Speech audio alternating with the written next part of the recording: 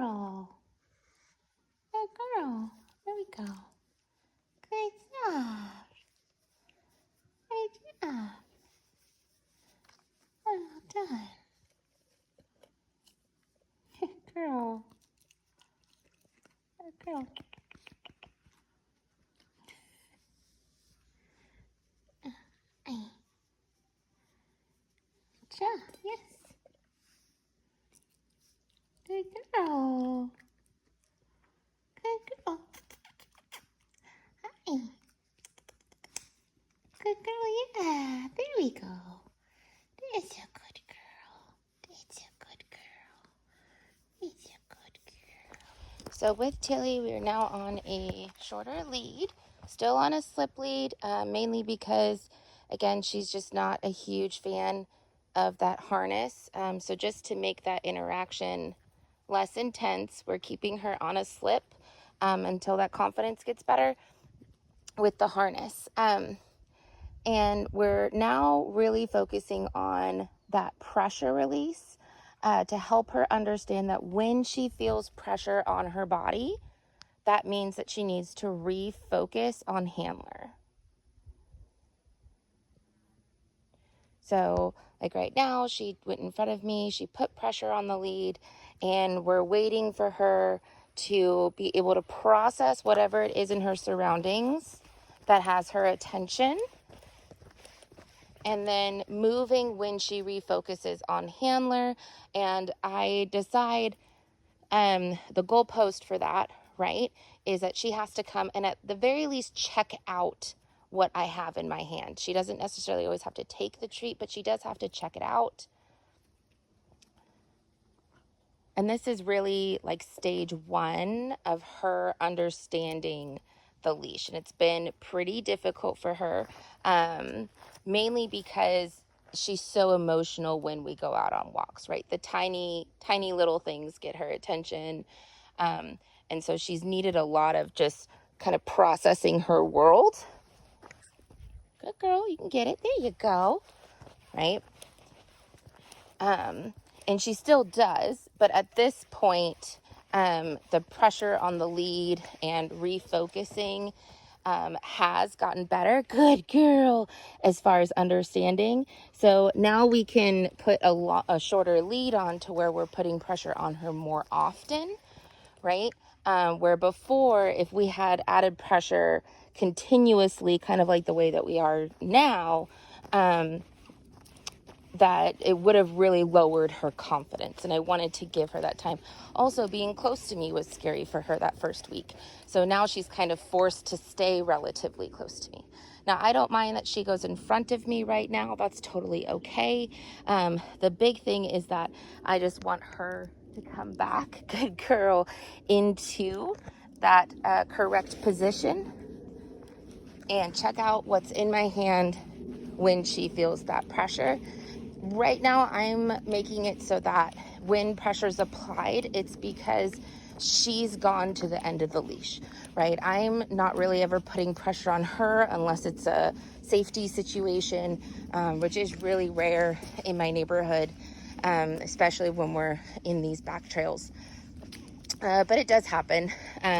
So that might, but even if it does happen, or like an accidental pressure like that, right? I'm still going to go through the exact same motions, which is you need to come back to handler, check out what's in the hand, and then we can go ahead and move forward. Good girl. So I'm going to shorten my lead. So if she does make any silly decisions, the leash will stop her. Good girl. And I'm just going to keep rewarding every time she checks in with me. Yes. Good girl. Good job, Mom. Yes. Yes. Great job. And now the distraction's passed, we're going to lower the lead. Now she's applied pressure pretty quickly. We're going to wait for her to process. Good girl.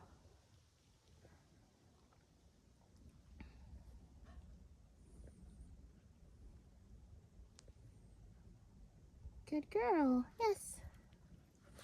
to move forward.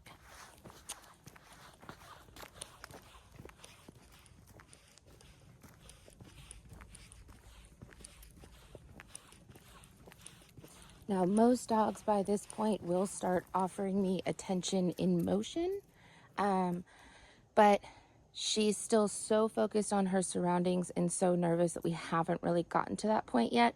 The few times that she has offered me attention, I need to stop in order for her to approach me to get the treat. If I'm in motion, she just disengages. And that just shows me again, a low confidence there.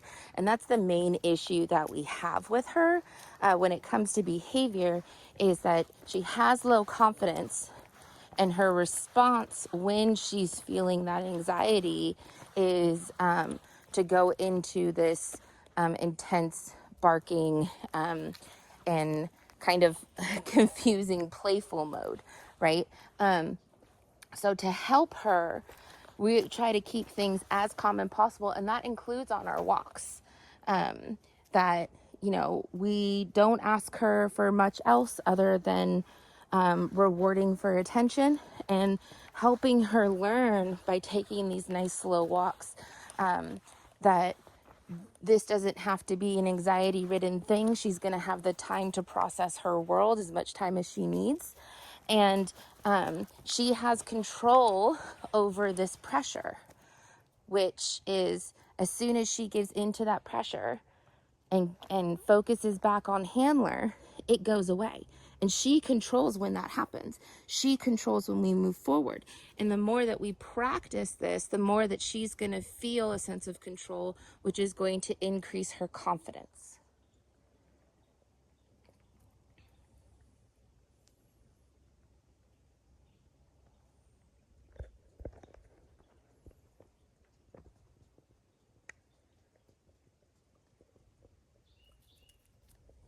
Good girl.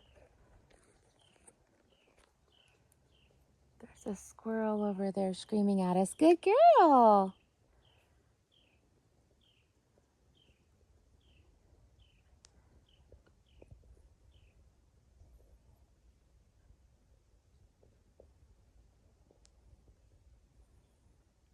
And when she's in this good girl high alert mode, I will look around me and try to figure out what it is that she's focused on if I can, so that I can kind of keep an eye on it. She has alerted me to, by doing this, to every single person and dog who has been on the trail. She's really hyper focused on that. And again, that is a fear response, right? It could also be some of that chow that she has in her, right? That those guarding breeds, they're bred to be easily distractible so that they notice the change in their scenery. Is one of the reasons why it's so important to actually know what your dog is bred with, so that we can take those types of things into account in our training, that she may never lose the ability to notice the tiny things, right? The small changes, and be hypersensitive to them. But what we can do is help her learn how to respond to those things, that we don't need to respond the way that she has been with that barking, and kind of that initiate of chase, right? That instead it's, no, we can just watch and see what happens, because if the owner hasn't, or the handler hasn't given you direction, we can be neutral to those things, because those things won't interact with us, and our handler makes sure of that, right? I don't force her to say hi to any person, any dog that we come across. In fact, I encourage her to disengage. Good girl.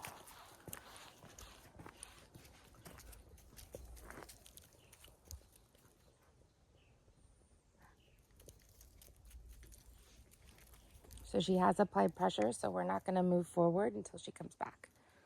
Good girl, yes.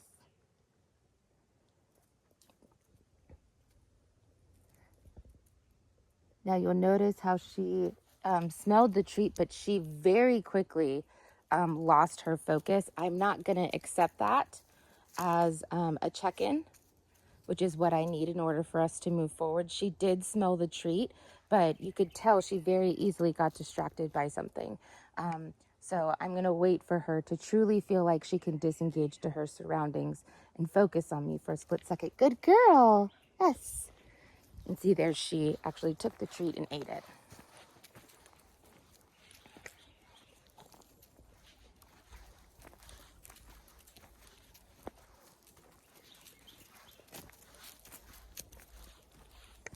Again, especially by having the short lead, it really does help our dogs learn to slow down and process their surroundings instead of emotionally jumping from one stimulus to the next. She can't just run until something catches her attention, right? She does have to slow down and process each thing as we approach instead of going in at 60 miles an hour and having an emotional response.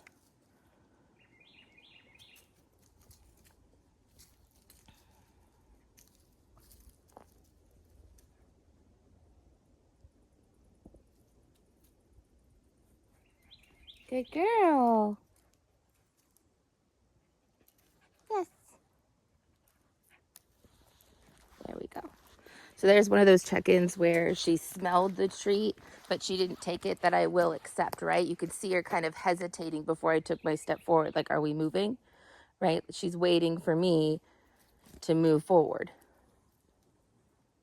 That's a dog who's thinking. That's what we want to implement here, is we're thinking. We're not emotionally reacting. Good girl. Good girl. I do have some people approaching, so I'm going to go ahead and go off trail. Boop. Good girl. Shorten my lead up again.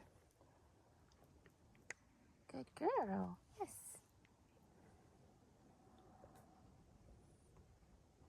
Good girl. Good girl.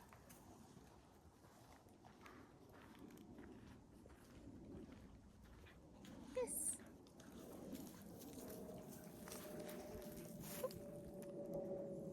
Pressure's been applied. Gonna wait. Good girl.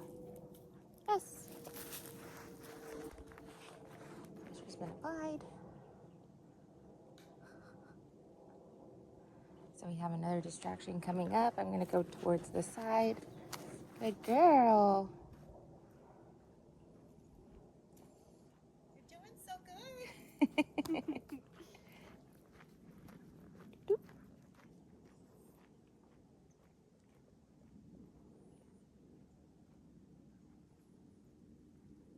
Good girl. Good girl. Yes. Good girl.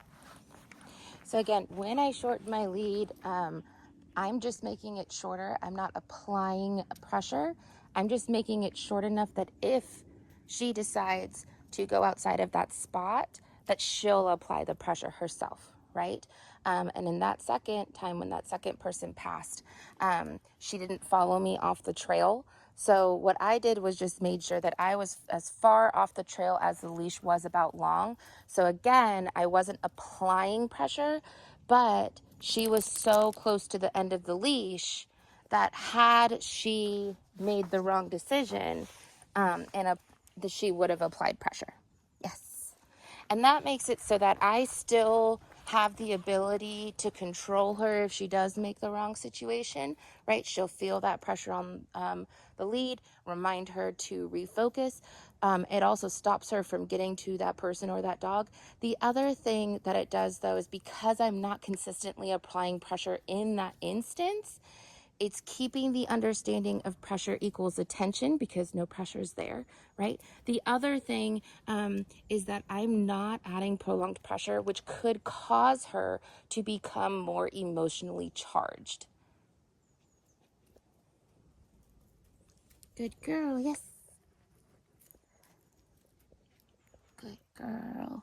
So again, using a lot of my markers here, right? When she's looking at me, when she's going the right direction, whether it's disengaging from something I don't want her to look at, or sniff, right? Like she really likes to try and eat the acorns.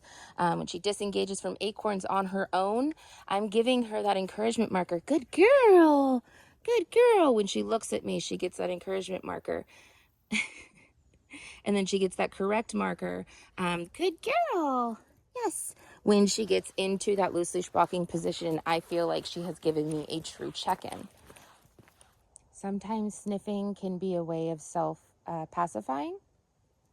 So I'm going to allow her to do that. I'm not going to try and get her attention. I'm not going to try and force her to do what I want. Good girl. Yes. Good job. Right. I want her to self-soothe. The more that she learns to self-soothe on her own, the easier it's going to be for her to do that in intense situations. If I try to force her attention here, she's never going to practice that behavior. And then in situations where there is a close stimulus that's going to make her really nervous, she's not going to have that practice to be able to self-soothe. Good girl. There was a check-in.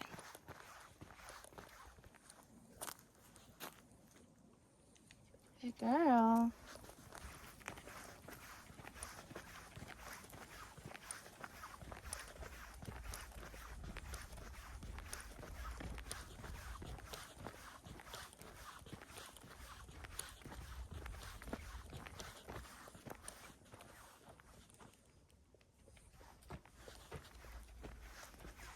Definitely started to slow down here. Nice little check-ins here.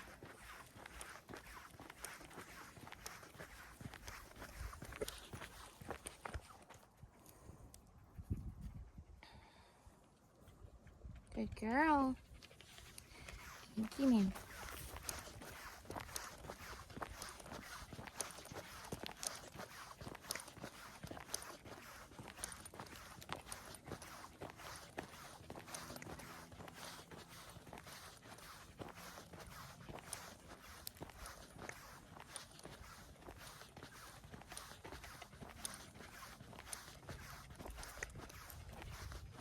Good girl.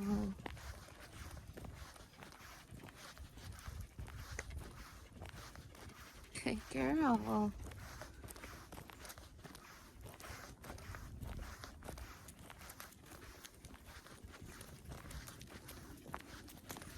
Good girl, ma'am.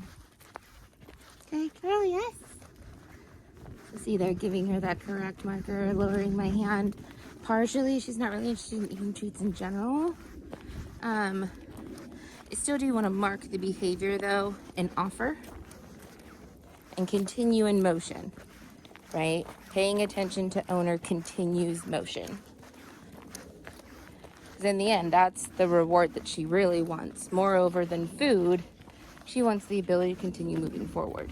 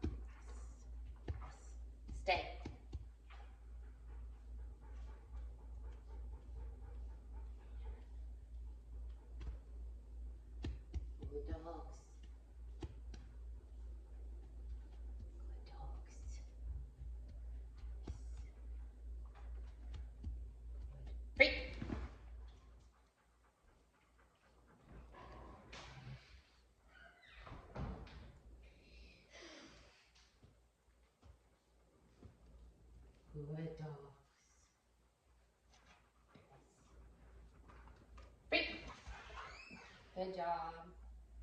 Good girl, go find. Tilly. Yes. Tilly. Up, up, up, up. Yes. Good girl. Free.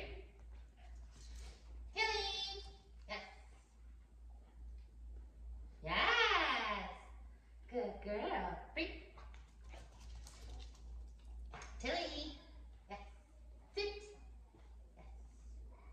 Good girl. Free. Tilly. Yes. Girl. Free. Tilly. Yes. Down. Yes. Good girl, too. Yes. Good girl. Good fixing. Free. Place. Yes. Good girl. Stay.